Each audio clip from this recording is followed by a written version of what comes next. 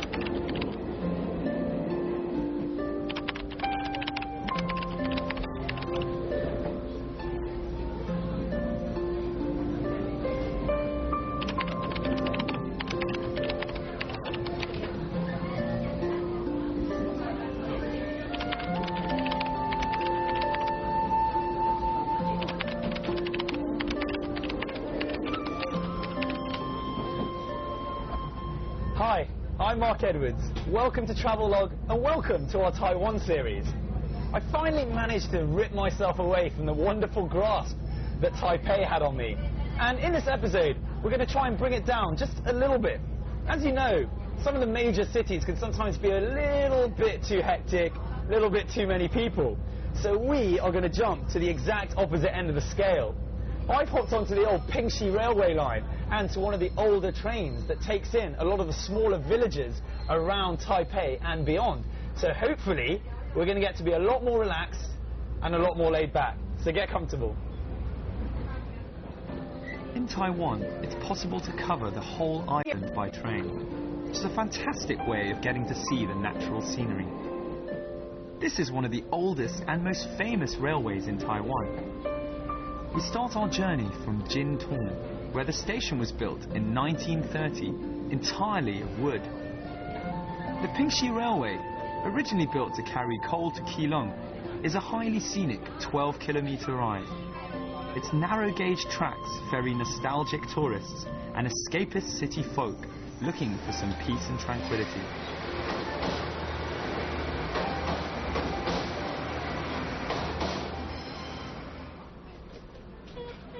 Next stop, the village that lends its name to the railway, Pingxi. A mass migration of the younger generations to the cities has left villages like Pingxi populated by the very young and the not quite so young, which means the pace of life is unhurried. So I've hopped off the train at Pingxi and I'm in the centre of the little town. One of the things I love about that railway line is you can really get on and off the train at all the different little villages, and you feel so far away from the sprawling city of Taipei. I'm right here and I'm experiencing the local culture, their traditional, like what they do just in everyday life. And it's so quiet. There's very, very few people. It's just two main roads, this one here and this one there, and I'm going to go there and have a look. With its semi-deserted streets, Pingxi is refreshingly quiet. It's not difficult to find your bearings here, since there are just those two main streets. The lifestyle is traditional, and the shops reflect this. Pingxi is the only township in Taiwan not to have a single major supermarket. Hence the presence of such a variety of local shops. Ancient trinkets, old farming tools, and handmade cloth make you feel like you've travelled back in time half a century.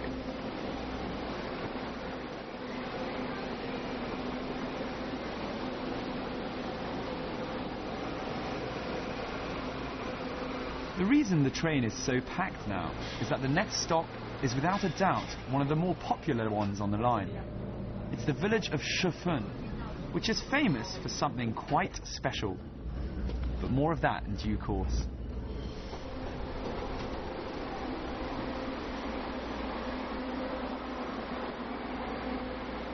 Pop your head into the local control centre, manned by the friendly train people, and you'll get quite a surprise. It's as if nothing has changed for decades. I guess the railway and the village are pretty well everything a train enthusiast could dream of. So I've arrived at Shifun train station, and here is the Shifun train station gift shop. And I've been told that the thing to do is to grab one of these, which is an old school ticket, and it's also a postcard. And to explain, Shifun means 10 minutes or very. And here we've got the character Xinfu, which means happiness. So you're basically sending a ticket to someone's happiness. Do you get where I'm going with this? So you send this to one of your friends as an auspicious wish to wish them good luck and happiness. If you decide to spend a day taking in the villages around Taipei, let me give you one piece of advice. Throw away your itineraries, timetables, and anything else designed to keep you to a schedule. Just take it easy, send off a postcard or two, or just buy a few souvenirs. Here, it's all about doing things at your own pace. The villages are small, tiny in some cases, but that just adds to the charm. Shifun is slightly more upmarket than some of the other villages, so it might be a good choice to spend the night if you want your village hopping to last more than just a day. And why not? Simply take your time strolling around, enjoying what is in more ways than one, a timeless experience.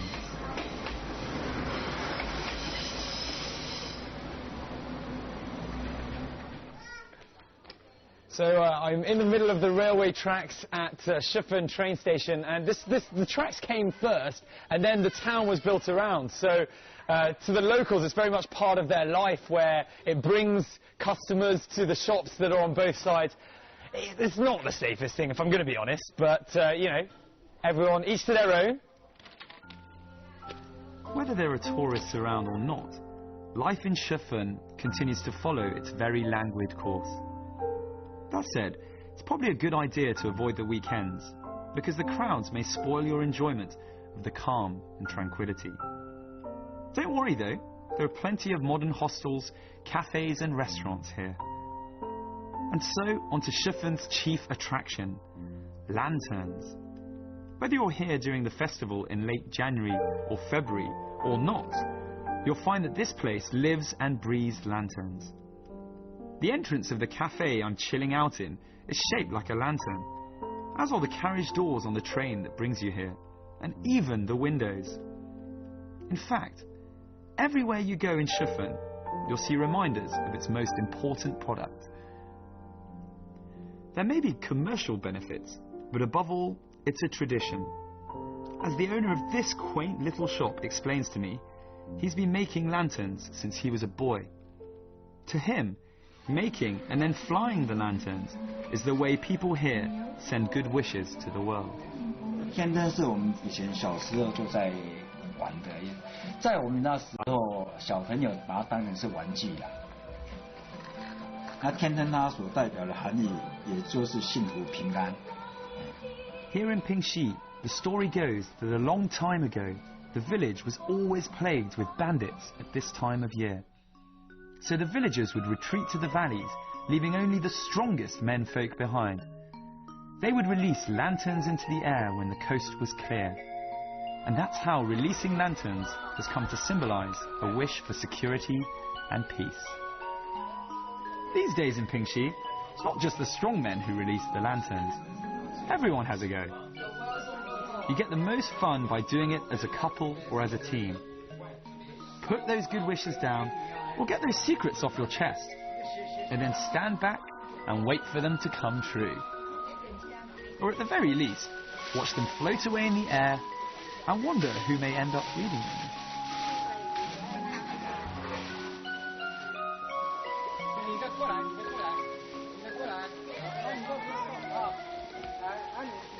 So we're getting all of the lanterns lit right now. Normally speaking, it's on the 15th of January that the lanterns are lit, but we don't let little things get us down. Let's not get bogged down. Let's get all of the lanterns up. I've even got a little shout to the little one.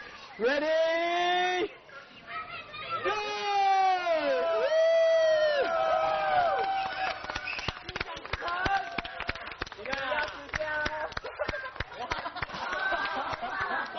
Get it up! Get it up! Go on!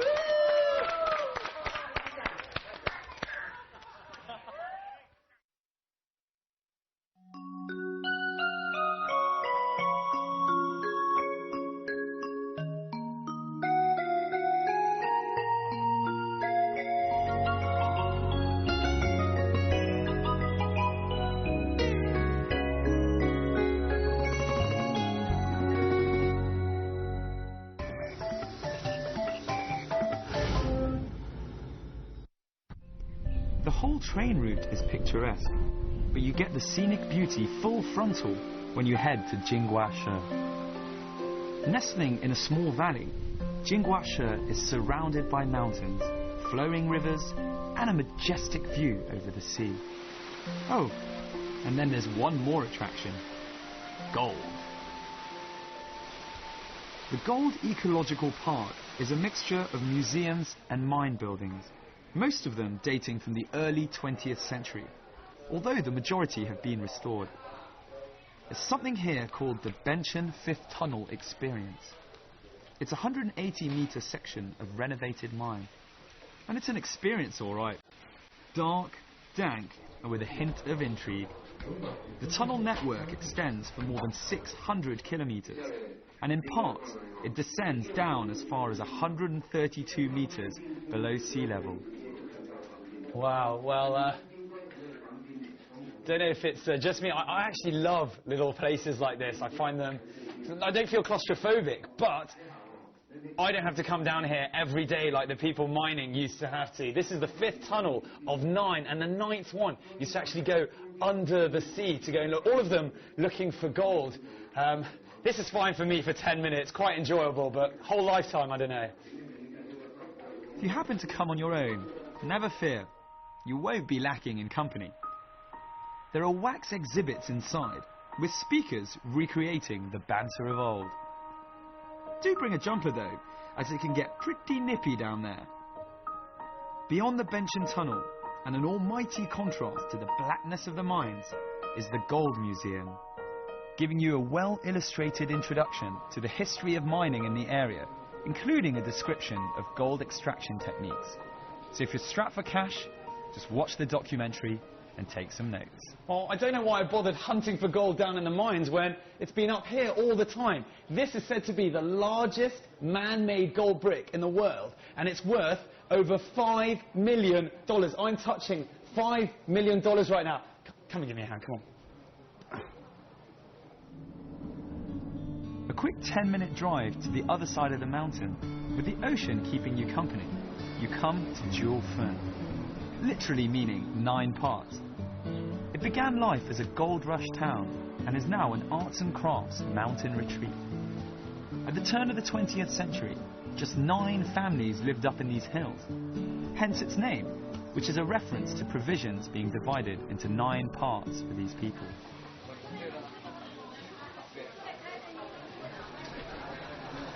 We're on the old street in Jiufen, Laojie.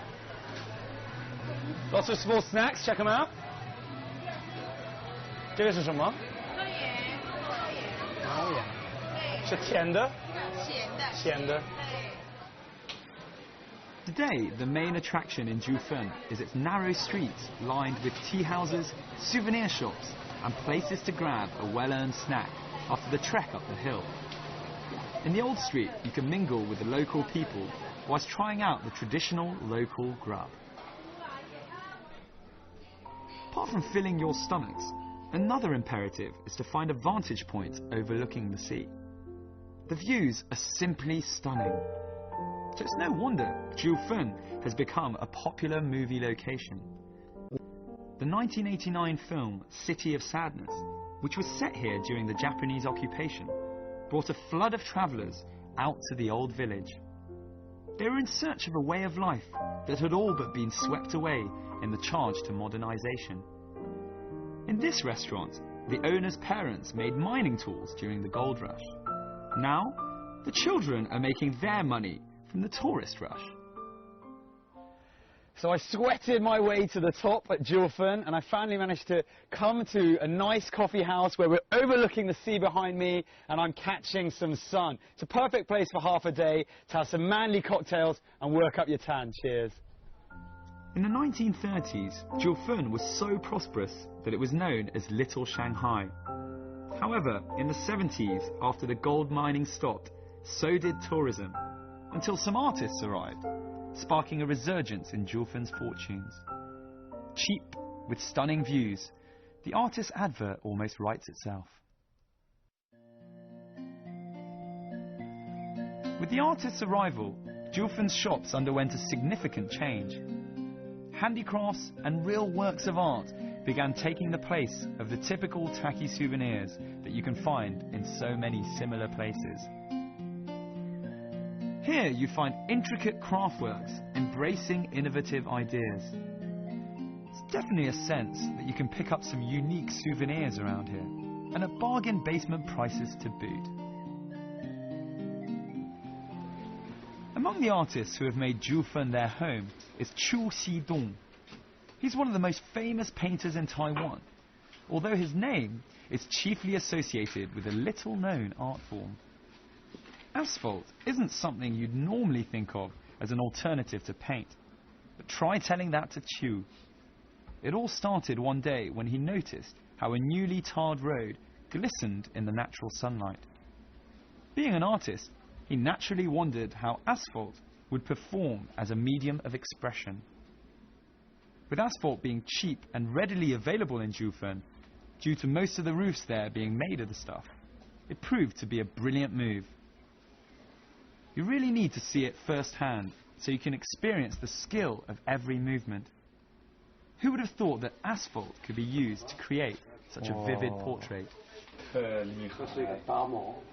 Oh, I mean, you've probably seen asphalt used on the floor or used for roofs, but I'll tell you what, I have never seen it used to paint a picture like this. That is so impressive. Yeah, I'm blown away. 真的太棒，太棒！你什么时候开始画吗？大概改用柏油是差不多30年前。因为我认为说画画的材料太少，只有油画、水墨、水彩，所以如果说多一种材料，就多一条路嘛。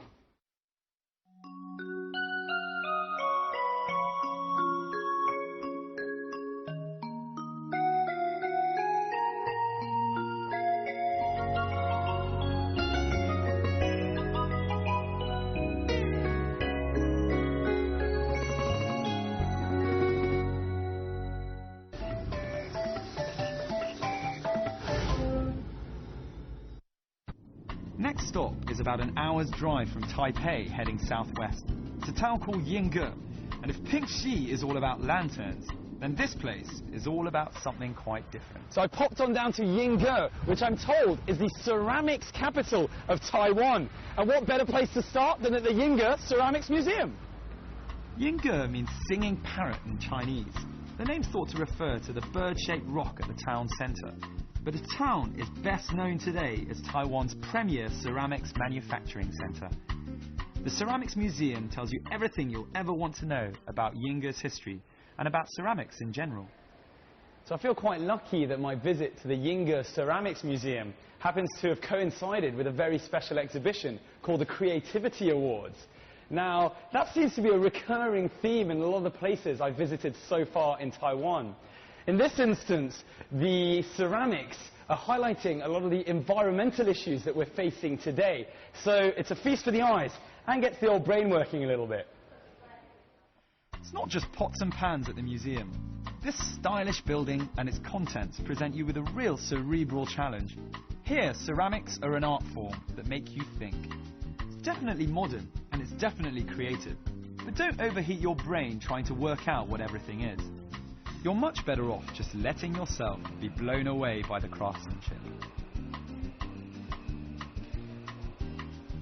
Shops line the pedestrian-only old pottery street, selling everything from simple earthenware to the finest porcelain, from ordinary teapots to delicate figurines.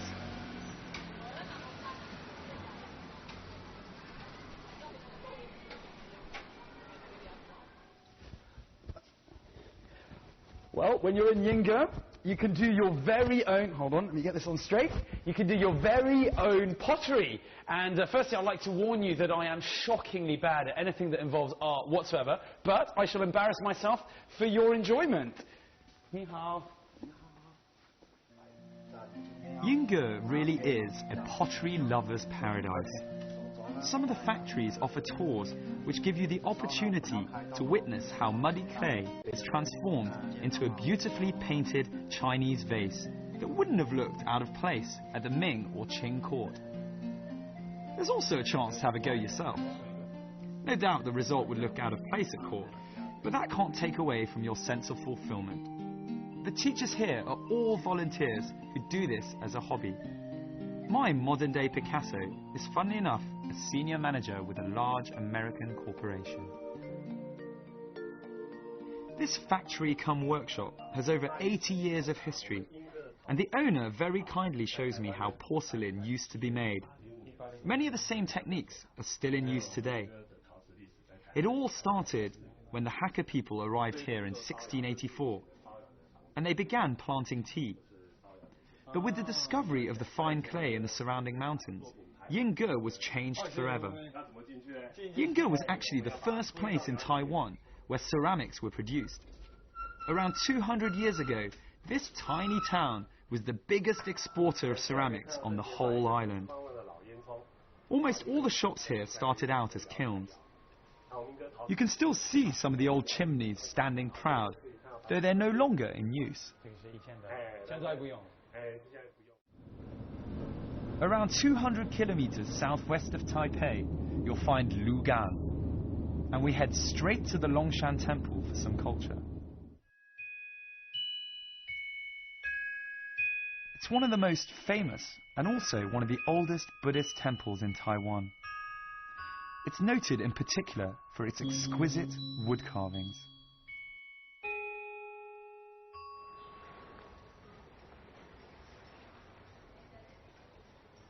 So I've had a brief explanation of how these temples in Lugang came to be. And back in the day, early Chinese settlers coming from the mainland would bring lots of different gods with them across the choppy waters to give them safe passage down to the island. Now, when they landed, they would build these temples as a way of thanking their gods for this. And in this particular case, we're at the Longshan Temple, the Dragon Mountain Temple, which was built 300 years ago, dedicated to Guanyin, the goddess of mercy. But there are several temples in Lugang, and some of which are actually side by side.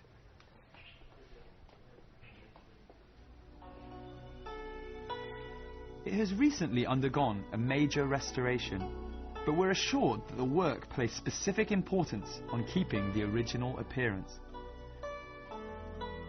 The Chinese opera stage in the temple complex has the oldest surviving octagonal caissons in all of Taiwan. They generate an effective resonance that enhances the opera experience. This temple is a replica of its namesake in the town of Anhai in Fujian province, where some of the earliest settlers in Lugang came from. There are many more Longshan temples in Taiwan, but this is one of the most well-known.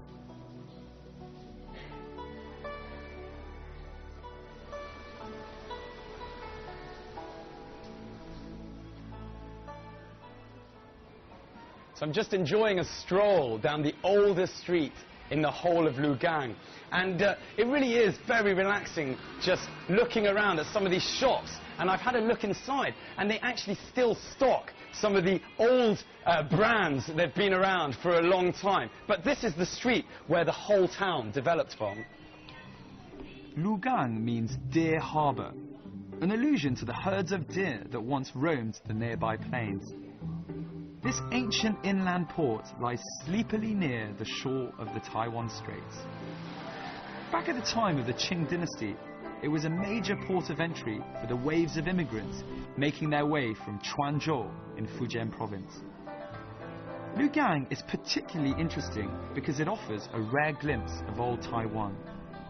Despite the town being noticeably modern, many of the narrow residential lanes have changed little since the Qing dynasty days. It's an excellent place to pick up traditional handicrafts such as wood carvings. The buildings may have become more modern, but the traditional way of life continues in Lugang. You can quite literally get a taste of how things used to be. So speaking of old brands, I've just been explained that this was in fact the equivalent of old school energy drinks. So this would bring the people, the coolies who were bringing all of the goods off from the ships, energy as well as, well, instead of water, I suppose. I feel energized and nice taste. It's quite nice tasting as well. 台湾的名产。 We've only been here for one day, but still, we've managed to get a sense of the popular lifestyle here, and of how the past lives on in so many ways. If I were you, though, I'd definitely spend longer in Lugang. Unfortunately, this is the part of the episode which I normally cannot stand. However, it's with a slightly more bittersweet feeling that I'm approaching this one, because we've still got so much of Taiwan to discover in the rest of the series. I hope you've enjoyed the last half an hour, and I'll focus on a somewhat more leisurely aspect of Taiwan, where some of the old towns and the old villages really highlight the difference between the hustle and bustle lifestyle that you can sometimes find in the major cities. Must stress, though, that those old towns really were hand-picked, and there are many, many more in Taiwan for you to discover, where tradition, culture, and this slow pace still remain. I'm Mark Edwards, and I'll catch you very soon on another episode of Travelogue.